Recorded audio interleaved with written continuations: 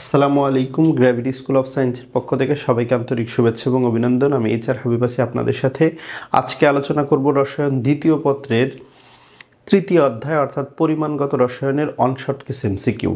দেখো, যে এমসিকিউগুলো আলোচনা করব তার প্রথম এমসিকিউটি হলো 10% সোডিয়াম ক্লোরাইড দ্রবণের মোলার ঘনমাত্রা কত। দেখো, এখানে ঘনমাত্রাটা কত কিসে বের করতে কইছে, মোলার এককে বের করতে বলছে এবং দেওয়া আছে কেমনে ঘনমাত্রাটা, পার্সেন্টেন্সে ঘনমাত্রা দেওয়া আছে। পার্সেন্টেন্সে ঘনমাত্রা দেওয়া থাকলে সাধারণত আমরা একটা টেকনিক ব্যবহার করতে পারি, সেটা হচ্ছে পার্সেন্টেন্সের মান ইন্টু 10 ডিভাইডেড বাই এম, এই ফর্মুলাটা ইউজ করতে পারি। তাহলে এখানে পার্সেন্টেন্সের মান দেওয়া আছে 10 আর সূত্রের হচ্ছে 10 আর নিচে হচ্ছে সোডিয়াম ক্লোরাইডের আণবিক ভর, সোডিয়ামের হচ্ছে 23 আর 35.5, তাহলে টোটাল হচ্ছে 58.5। তাহলে 100 যদি 58.5 দ্বারা ভাগ করা যায় তাহলে যে মান আসবে সেটাই হচ্ছে মোল পার লিটার। এখানে হয়তো সম্ভবত 1.709 মোল পার লিটার এই মানটা আসবে, ক্যালকুলেশন করলে যা আসে আর কি। তো এরপরে আমরা সেকেন্ড এমসিকিউ আলোচনা করি এখান থেকে। এখানকার সেকেন্ড এমসিকিউ হচ্ছে মৃদু অ্যাসিড এবং তীব্র ক্ষারের টাইট্রেশনে প্রথম বিন্দুর জন্য উপযুক্ত নির্দেশক কি। এখানে কয়েকটা কথা মনে রাখতে হবে। নির্দেশকটা কি, আমরা যখন টাইট্রেশন বিক্রিয়া পড়ে থাকি, টাইট্রেশন বিক্রিয়ায় সাধারণত টাইট্রেশন বিক্রিয়ার শেষ বিন্দু অর্থাৎ অ্যাসিডের সাথে যখন ক্ষার মিশানো হয় তখন কতক্ষণ পর্যন্ত এই মিশ্রণটা চলতে থাকবে, যতক্ষণ পর্যন্ত না বিক্রিয়াটা শেষ হবে। এবং বিক্রিয়াটা শেষ হবে এটা বোঝার উপায় কি, এটা বোঝার উপায় হচ্ছে নির্দেশক। আমরা যখন কোনো একটা নির্দেশক ব্যবহার করি তখন ওই নির্দেশক তাদের বর্ণ চেঞ্জ করে পরিবর্তন করে ওই টাইট্রেশনের ওই সাধারণত টাইট্রেশনের যে বিক্রিয়া হয়, এখন বেশিরভাগ সময় প্রশমন বিক্রিয়া হয়, এই প্রশমন বিক্রিয়াটা শেষ বিন্দু নির্দেশ করে। আমরা ডেফিনেশন এইভাবে বলতে পারি যে সকল পদার্থ নিজেদের বর্ণ পরিবর্তনের মাধ্যমে প্রশমন বিক্রিয়া বা টাইট্রেশন বিক্রিয়ার সবশেষ বিন্দু নির্দেশ করে বা বিক্রিয়ার সমাপ্তি নির্দেশ করে, সেগুলাকে আসলে নির্দেশক ব্যবহার করা হয়। এবং নির্দেশক কিন্তু সবসময় একই ধরনের নির্দেশক ব্যবহার করা হয় না, নির্দেশক বিক্রিয়ার উপর নির্ভরশীল। বিক্রিয়াতে অ্যাসিড এবং ক্ষার কোনগুলো ব্যবহার করা হইতেছে তার উপর নির্ভরশীল। স্পেশালি যদি তীব্র অ্যাসিড এবং তীব্র অ্যাসিড এবং মৃদু ক্ষার হয়, তাহলে সেই ক্ষেত্রে মিথাইল অরেঞ্জ অথবা মিথাইল রেড ব্যবহার করা যায়। মিথাইল অরেঞ্জ অথবা মিথাইল রেড ব্যবহার করে, মিথাইল রেড, এই হচ্ছে ব্যাপার। কিন্তু যদি হয় মৃদু অ্যাসিড হয় আর তীব্র ক্ষার হয়, তাহলে সেক্ষেত্রে ফেনফথেলিন নামক নির্দেশক ব্যবহার করা হয়, ফেনফথেলিন ব্যবহার করা হয়। আর যদি অ্যাসিড এবং ক্ষার উভয়ই তীব্র হয়, অ্যাসিডও তীব্র, ক্ষারও তীব্র, তাইলে যে কোনো নির্দেশক ব্যবহার করা যায়। আর যদি অ্যাসিড এবং ক্ষার উভয়ই দুর্বল হয় তাহলে কোনো নির্দেশকেরই প্রয়োজন হয় না। এই বিষয়গুলো একটু মনে রাখা যাইতে পারে। তাইলে এখানে বলছিল মৃদু অ্যাসিড এবং তীব্র ক্ষার, এখানে সেকেন্ড কেসটা, তাহলে এখানে রাইট আনসার কি দাঁড়াচ্ছে, ফেনফথেলিন দাঁড়াচ্ছে। তাহলে রাইট আনসার ফেনফথেলিন। এরপরের প্রশ্ন দেখি।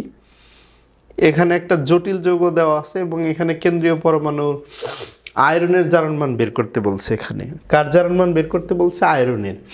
যেহেতু এটা আয়ন আকারে দেওয়া আছে তাহলে আয়রনের জারণ মান আমি ধরে নিতেছি যে আয়রনের জারণ মান এই যৌগটার ভিতরে এক্স, তাহলে আয়রনের জারণ মান আমি কি ধরে নিলাম, এক্স ধরে নিলাম। তাহলে এক্স প্লাস এখানে সায়ানাইট আছে, সায়ানাইটের জারণ মান -1, সায়ানাইটের পরমাণু আছে 6টা, সায়ানাইটের পরমাণু 6টা থাকার কারণে আমরা 6 দিয়ে গুণ করলাম, ইকুয়াল টু কোনো যৌগের মোট জারণ মান 0 হয়। বাট এটা তো একটা যৌগ নাই, যৌগ মূলক আকারে দেওয়া আছে, আর যৌগ মূলকের জারণ মান হয় ওই যৌগ মূলকটার আয়নের মানের সমান বা চার্জের মানের সমান। এখানে চার্জ -4, তাহলে এখানে -4 দিতে হবে। তাহলে x -6 ইকুয়াল হচ্ছে -4 বা x equal to -4 + 6, that means +2।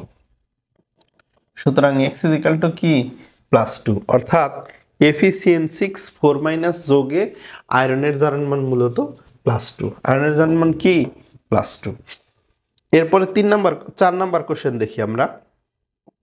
এই প্রশ্নটাতে কি বলছে যে বর্তমানে দ্রবণের শক্তিমাত্রা প্রকাশের জন্য অধিক প্রচলিত একক কোনটি? এটা সবচেয়ে বেশি মোলারিটি ব্যবহৃত হয়, তারপরে নর্মালিটি ব্যবহার হয়। এবং যদি আমরা দুইটাকে একত্রে বলি, আসলে মোলারিটি এবং নর্মালিটি দুইটাই বর্তমানে সবচেয়ে বেশি ব্যবহার হয়। ক এবং খ উভয়ই অ্যান্সারটা আমার কাছে বেশি অ্যাপ্রোপ্রিয়েট মনে হয়। মোলারিটি সবচেয়ে বেশি ব্যবহার হয়, তারপরে নর্মালিটি, এই জন্য ক খ উভয়ই দিলাম। এরপরের প্রশ্ন 5 নাম্বারটা, 1.8 গ্রাম পানিতে কতগুলো পানির অণু আছে? এটা আমরা ঐকিক নিয়মেও করতে পারি, আবার সূত্র দিয়েও করতে পারি। হ্যাঁ, ঐকিক নিয়মে কেমনে করব, যে 18 গ্রাম পানিতে আছে, পানির 1 মোল মানে তো 18 গ্রাম, তাহলে 18 গ্রাম পানিতে আছে 6.023 গুণন 10⁻23t। হ্যাঁ, তাইলে একটি অণুতে 1.8 গ্রামে আছে কত? তাইলে 6.023 গুণন 10⁻23 গুণন 1.8 ভাগ হচ্ছে 18।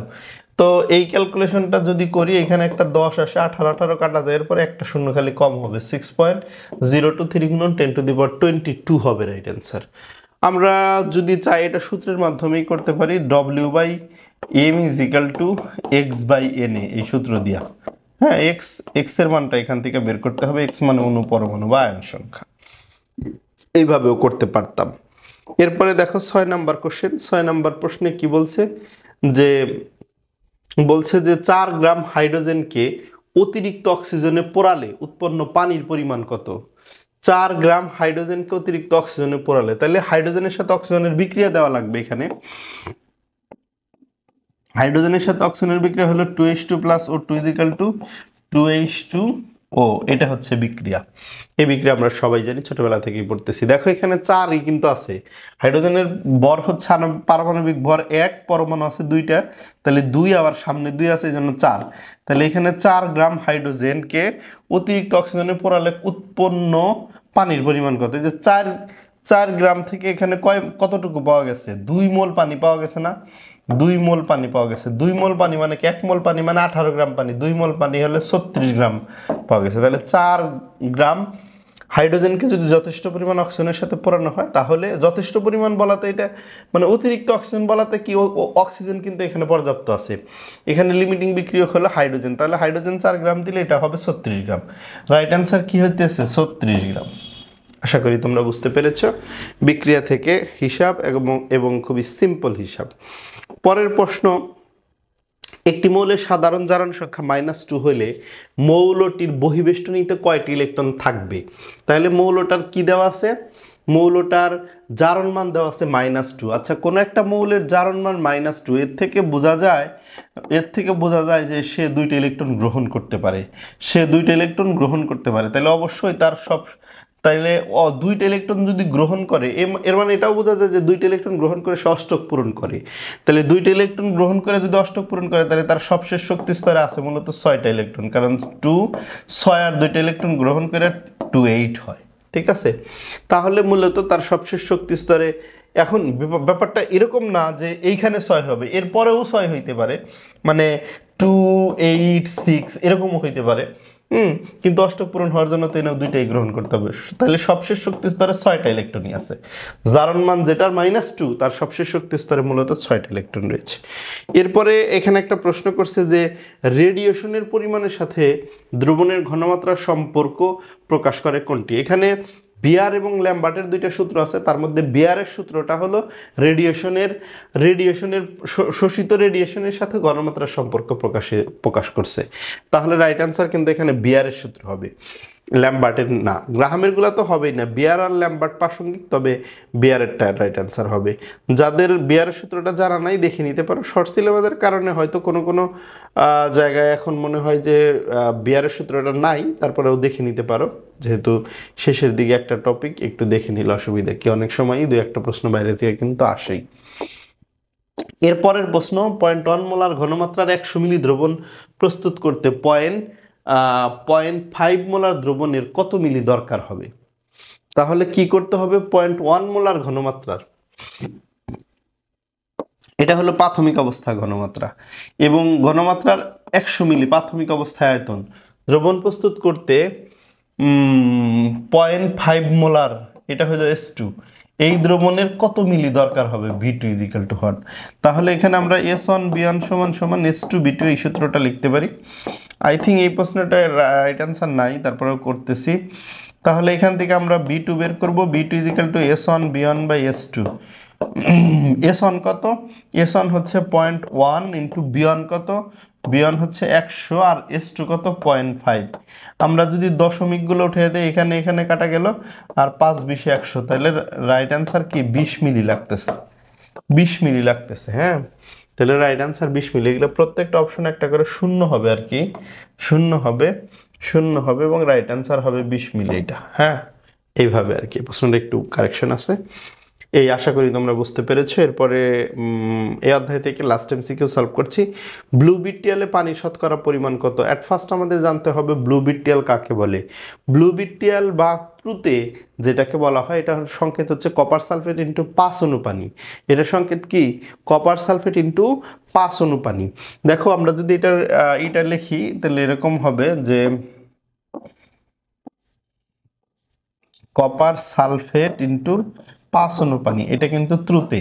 এখন ত্রুতের টোটাল যদি আণবিক ভর বের করতে চাই, 63.5 যোগ সালফারের 32, অক্সিজেনের 16 গুণন 4 যোগ 5 গুণন এখানে পানির তো 18, টোটাল হলো 249.5 আসবে।